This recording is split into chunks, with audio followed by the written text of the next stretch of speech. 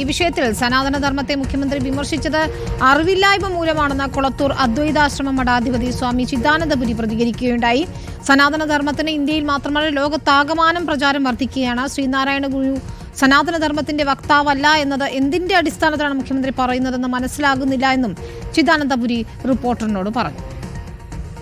ലോകം മുഴുവൻ ഇന്ന് സനാതനധർമ്മത്തെ അത്യാദരപൂർവ്വം സ്വീകരിച്ചുകൊണ്ടിരിക്കുന്ന പ്രതീക്ഷാ നിർഭരമായ മനസ്സോടെ ലോകം മുഴുവൻ ഭാരതത്തിലേക്ക് ഉറ്റുനോക്കുന്ന ഒരു കാലഘട്ടത്തിലാണ് നമ്മൾ ജീവിക്കുന്നത്. ഇന്ന് സമൂഹവും വ്യക്തി അഭിമുഖീകരിക്കുന്ന പ്രശ്നങ്ങൾക്ക് സമാധാനം സനാതനധർമ്മ ശാസ്ത്രങ്ങളാണ് നൽകുന്നതെന്ന തിരിച്ചറിവോടുകൂടിയാണ് ഇന്ന് ലോകം മുന്നോട്ട് വരുന്നത്. അപ്പോൾ സ്വാഭാവികമായിട്ട് വിമർശനങ്ങൾ ഉണ്ടാവട്ടെ, അത് സ്വാഭാവികമാണ്, സഹജമാണ്. ശ്രീനാരായണ ഗുരുദേവൻ സനാതനധർമ്മത്തിൻ്റെ ആചാര്യനേ ആയിരുന്നില്ല, പിന്നെ എന്തായിരുന്നു? കാരണം ശ്രീനാരായണ ഗുരുദേവനെ ഒന്നിച്ച് ജീവിച്ചവർക്ക് അദ്ദേഹത്തിൻ്റെ ഹൃദയം അറിയാം. എന്നിരിക്കെ ഗുരുദേവൻ സനാതനധർമ്മത്തിൻ്റെ ആചാര്യനല്ല എന്നൊക്കെ പറഞ്ഞാൽ അത് മറുപടി അർഹിക്കാത്ത അത്രയും ബാലിശമായ ഒരു പരാമർശം മാത്രമായിപ്പോയി. അത് വ്യക്തിയുടെ പരാമർശം എന്നുള്ള രൂപത്തിൽ അദ്ദേഹത്തിനാവാം. അത് മുഖ്യമന്ത്രി അല്ലല്ലോ പറഞ്ഞത്, ശ്രീ പിണറായി വിജയനാണല്ലോ പറഞ്ഞത്. മുഖ്യമന്ത്രിയുടെ പ്രസ്താവനയായിട്ട് വരേണ്ടതല്ലല്ലോ ആ വിഷയം. വ്യക്തിപരമാണ്, അത് അദ്ദേഹത്തിൻ്റെ ലാഘവത്തെ എടുത്തു കാണിക്കുന്നു എന്ന് മാത്രമേ പറയാനുള്ളൂ.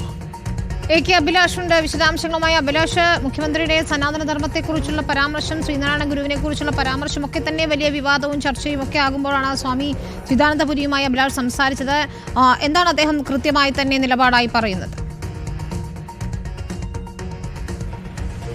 വിനീത, സ്വാമി സച്ചിദാനന്ദ പറഞ്ഞതിൻ്റെ തുടർച്ചയായിട്ട് തന്നെ വേണം ഈ ചിദാനന്ദപുരി സ്വാമികളുടെയും പ്രതികരണത്തെ കാണാൻ. കാരണം ഇതുമായി ബന്ധപ്പെട്ട് അദ്ദേഹം പറയുന്നത് മുഖ്യമന്ത്രി അറിവില്ലായ്മ കൊണ്ടാണ് ഇത്തരത്തിൽ സനാതനധർമ്മത്തെക്കുറിച്ച് പറയുന്നത് എന്നതാണ് പ്രധാനപ്പെട്ട കാര്യം. കാരണം ഈ ലോക സമസ്ത സുഖിനോ ഭവന്തു എന്ന് പറയുന്ന ആ വാചകത്തിൻ്റെ അല്ലെങ്കിൽ ആ ചൊല്ലിൻ്റെ മുൻപായി വരുന്ന ചില കാര്യങ്ങളുണ്ട്.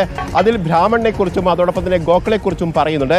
ഇതിൻ്റെ അർത്ഥം ശരിയായ രീതിയിൽ മനസ്സിലാക്കാതെയാണ് പിണറായി വിജയൻ ഇത്തരത്തിൽ വിമർശനം ഉന്നയിച്ചത് എന്നാണ് പറയുന്നത്. കാരണം ഇക്കാര്യത്തിൽ വിശദമായി പഠിച്ചതിന് ശേഷമാണ് വിമർശനം ഉന്നയിക്കുന്നതെങ്കിൽ അതിനെ വിമർശനമായി കാണാം. അതല്ല, മറിച്ചാണെങ്കിൽ അതിനെ അവഗണിച്ച് മുന്നോട്ട് പോവുകയാണ് വേണ്ടത് എന്നുള്ള കാര്യം കൂടി അദ്ദേഹം പറയുകയും ചെയ്തിട്ടുണ്ട്. അതോടൊപ്പം തന്നെ സ്വാമി വിവേകാനന്ദൻ മാക്സ് മുള്ളറെ അമേരിക്കയിൽ ചെന്ന് മഹർഷി എന്ന് വിളിച്ചതും ഈ തത്വത്തിൻ്റെ അടിസ്ഥാനത്തിൽ കൂടിയാണ്. പണ്ഡിതന്മാരെയാണ് ഈ ബ്രാഹ്മണനായി കാണുന്നത് എന്നുള്ളതാണ് ഇത്തരത്തിൽ സനാതനധർമ്മം അല്ലെങ്കിൽ സനാതനധർമ്മവുമായി ബന്ധപ്പെട്ട് പറയുന്നത്. അത്തരത്തിൽ പണ്ഡിതരെ അംഗീകരിച്ചുകൊണ്ട് മുന്നോട്ട് പോവുക. അതോടൊപ്പം തന്നെ ഗോക്കൾ എന്ന് പറയുന്നത് സകല ചരാചരങ്ങളെയും സംരക്ഷിക്കുക. അങ്ങനെയാണെങ്കിൽ മാത്രമേ മനുഷ്യന് മുന്നോട്ട് പോകാൻ കഴിയൂ. ഇത്തരത്തിലൊരു ആശയമാണ് സനാതനധർമ്മം മുന്നോട്ട് വെക്കുന്നതെന്നാണ് അത് പറയുന്നത്. പക്ഷേ ഇക്കാര്യത്തിൽ ശരിയായ അറിവില്ലാതെയാണ് ഇത്തരത്തിൽ വിമർശനം ഉന്നയിച്ചിരിക്കുന്നത് എന്നുള്ള കാര്യം കൂടിയാണ് സ്വാമി ചിദാനന്ദപുരി പറയുന്നത്. അഭിലാഷാണ് വിശദാംശങ്ങൾ നൽകിയത് ചിദാനന്ദപുരിയുമായി സംസാരിച്ച ശേഷം.